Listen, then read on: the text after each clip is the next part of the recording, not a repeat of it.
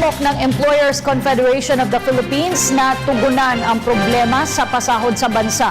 Paliwanag ng grupo, kabilang ang Pilipinas sa may mataas na sahod sa Asia, ngunit dahil sa mataas na cost of living sa bansa, hindi ito sapat. Mula kay George Bandola. Isa na ang Pilipinas sa may pinakamataas na pasahod sa manggagawa sa buong Asya. Subalit tila hindi ito nararamdaman dahil mahal din ang halaga ng kuryente, tubig, komunikasyon, daanan, kalusugan at bahay. Bagay na dapat daw pagtuunan ng pansin ng pamahalaan. The priority really is supposed to be to create jobs. Pero dito, it's normally emotional, no? That rather than being realistic, because every year, every day, it's become a habit to apply for increases. But we have to remember that the ones who are covered by mandated minimum wage is hardly 14% of our workforce. You have to look at where do you spend your money.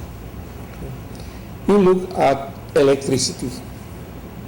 How are we compared with our country? You look at water. And maybe you look at your phone bill.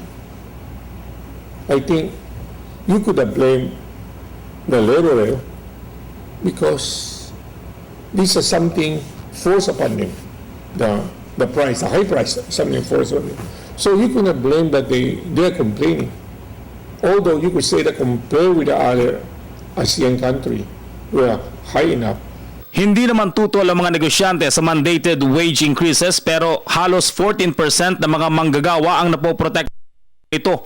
Mas pabor daw ang mga 99.6% ng micro, small and medium enterprises na merong 86% ng mga manggagawa sa kabuuan na magbigay ng dagdag sweldo depende sa produksyon, lalo na sa manufacturing sector.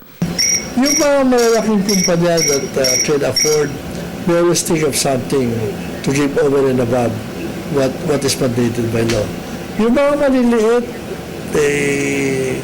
some of them are just struggling, so wala kang maaasa ibibigay yan, no? Ang pinaka-the best, yung mga kumpanya, kahit hirap sila, mag-comply doon sa pagka nagkakaroon ng mandated wage, ano? Dahil marami pa rin hindi nakaka-comply. We have to look at the complaint, and if the money is not enough, why it's not enough? Those are the things that we're talking about.